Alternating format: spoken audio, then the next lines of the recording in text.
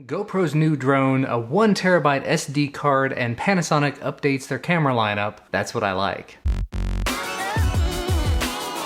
Hello again, guys. Welcome back to this series that I do about once a week where I tell you about all of the things that are related to cameras, computers, drones, VR, whatever else I find in the news that I like. To get things started, this week was Photokina, an event I'm actually not all that familiar with, other than I know there's lots and lots of photography and video related stuff that comes out of it every single year. And of course, the first thing to mention out of that, GoPro made a bunch of announcements. Specifically, the GoPro Hero 5 Black and the Hero 5 Session have been announced. I've been a very big fan of the Hero 4 Session, now known as the Hero Session, ever since they announced that. Well, ever since the price dropped, because I couldn't justify paying the full price for it. But the new cameras are going to come in at $300 and $400 from the Session to the Black. They both do 4K at 30 frames a second. They're both completely water resistant without needing a housing. Very nice updates to existing cameras and pretty decent pricing. But to go along with that, you know, with your new camera, what's you gonna do? They've announced their new drone, meaning they've made the official announcement of when it's coming and how much it's gonna be and everything.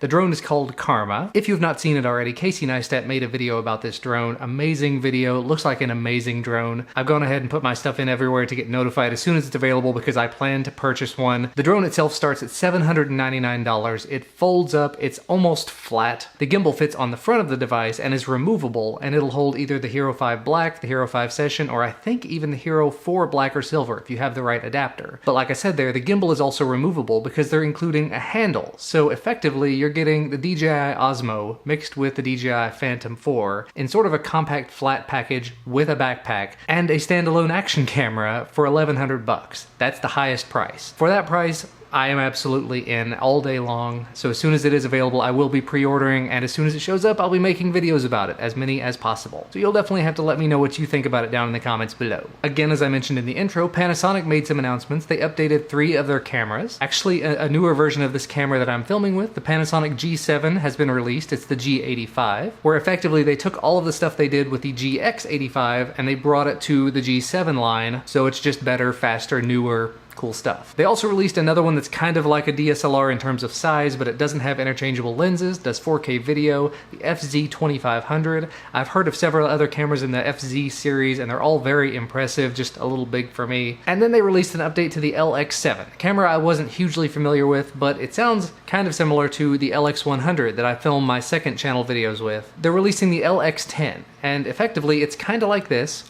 This has a micro four thirds sensor. It's got a 1-inch sensor, more akin to the Sony RX100, but this camera has an f1.7 aperture at the widest. The LX10 has an f1.4. This camera has a screen on the back. It does not move, it's fixed. The LX10 is going to have a flip up screen. So basically in every possible way, the LX10 is going to be a lot better than this camera. It's available for $700 and should be releasing, I think actually in the middle of October. I've gone ahead and pre-ordered that one because even though this is an amazing camera that does amazing quality photo and videos, the additional portability, the additional low light capability, and that flip up screen on the LX10, I'm in. And to go along with those new camera releases, just, you know, some little thing, Panasonic announced the GH5. That's the update to the GH4, one of the most popular cameras on YouTube nowadays. But what's more, it does not just do 4K video like all of the other Panasonic cameras do now. It does 4K 60p video, meaning 60 frames a second at full 4K. And it can even take 6K stills in that 6K photo mode. It's not available yet. They've just announced that they're working on it, so it's going to be sometime in 2017, so don't get in a huge hurry to pre-order or anything. But I'm definitely looking forward to hearing more about that, specifically about the pricing and availability, but I'll let you know more as I know more. Nikon's announced a new line of rugged action cameras. If that's your thing, they announced a 360-degree camera. It looks like it's waterproof, shockproof. It's this whole Key Mission brand that they acquired. The Key Mission 360, it's a 360-degree 4K camera. It's $499. There's a $399 Key Mission 170 that looks kind of like a GoPro Hero 4 Silver, but it's rugged. And then a $279 Key Mission 80, which has an 80-degree field of view that's a lot more narrow than any of the action cameras you'd normally see. Again, very rugged. I think I seem to remember seeing somewhere that it was 1080p. Lots of text on the screen in front of me though. But anyway, if any of those types of things, if you're looking for something like that out of Nikon, loads of information over on the Verge site, so go check that out. Speaking of action cams though, a company called Rollei, they've been around forever. They've been making, I think they made film cameras back in the day. I'm not that long into photography, but I know the name, I'm familiar with it. They're apparently making an action cam. It's a 4K camera. It has full HD slow motion video. It can do 4K at 30 frames a second, 2K at 60 frames a second, full HD 1080p at 120 frames a second, and 200 frames a second at 720p. Looks pretty impressive, looks slightly better than most of the other action cameras I've looked at in the past, but it's going to be available for about $275 US.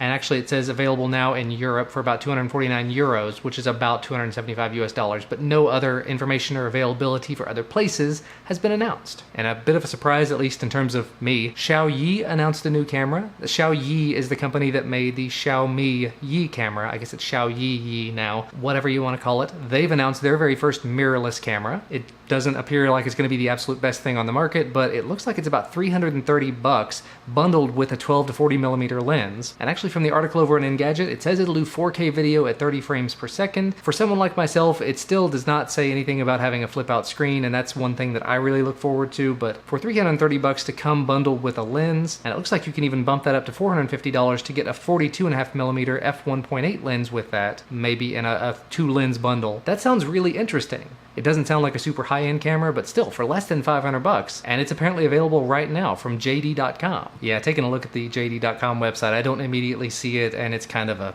I hate to say it, but it's kind of a mess, so I'm going to go ahead and move on. If that is something that you're interested in, go ahead and check out JD.com and see if you can find it out there. If you do find it, let me know. I'll put a link to it down below. Canary has apparently announced a new camera. A while back, I made a video about the Canary home security camera. Still using it here in my home. Still love that camera. This one is the Canary Flex, and it looks like it's kind of like an alien eyeball with a tentacle that you can wrap around. Very interesting looking camera, much smaller than the previous one. It's $199 though. And just looking at the pictures, there's a bunch of different ways that you can use it. So I guess it's kind of up to you how you want to make it look.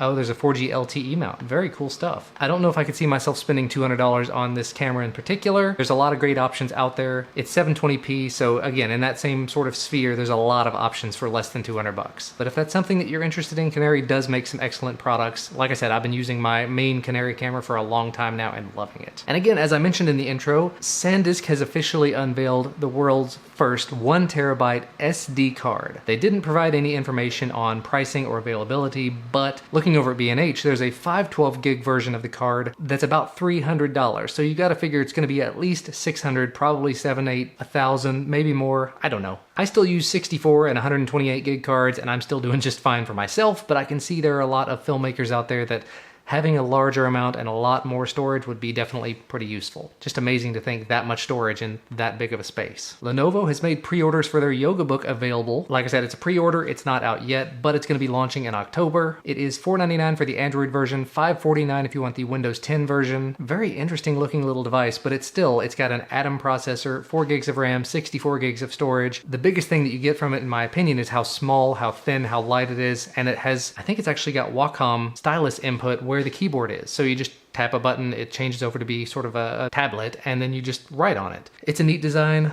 Lenovo always does some really neat designs when it comes to tablets and convertibles. I don't know if I can see myself paying $500 to $550 to check it out though. If you're a user of an Apple laptop or desktop or any sort of other thing that's not a phone or tablet, macOS Sierra is now available for download. Unfortunately, I have not been able to get it on the MacBook Pro that I use primarily because everything is controlled via my work and I'm not gonna mess with that. I'll check it out eventually, not a big deal. In some 3D printing news, MakerBot announced a couple of new printers. They got the Replicator Plus, which looks pretty much like the previous models, and then a Replicator Mini Plus. I'm always a fan of mini 3D printers because that, again, makes it more friendly and more accessible to the consumer. And it looks like the Replicator Plus is about $2,500 discounted to $2,000 through the end of October, but the Replicator Mini Plus is $1,299, currently discounted to $999. It's an update to the previous version of the Replicator Mini, $1,000 for a 3D printer. I'm just gonna go ahead and say it. MakerBot apparently makes some amazing products, but $1,000 for a small 3D printer is a little high. To each their own, of course. Speaking of which, there's now apparently a Vinci Mini printer. It's a cheap 3D printer for people who really want to own a 3D printer, according to The Verge. It's from XYZ Printing. They've made a bunch of Vinci printers over the years that have all been relatively affordable.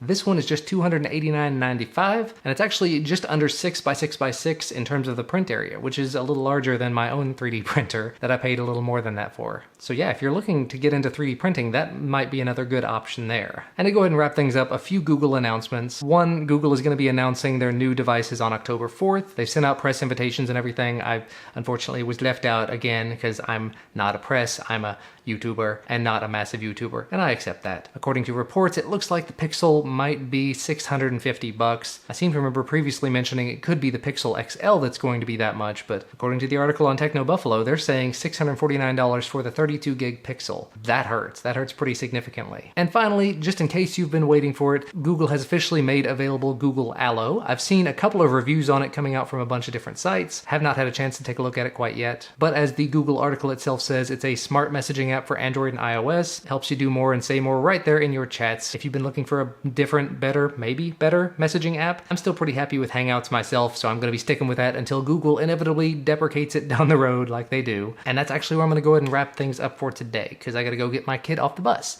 As always, thank you guys so much for watching. Hopefully you enjoyed this. Links to everything I talked about can be found down in the description. Leave us a thumbs up down below if you like this video, and subscribe to receive all of my videos when they become available. And I will see you again next time.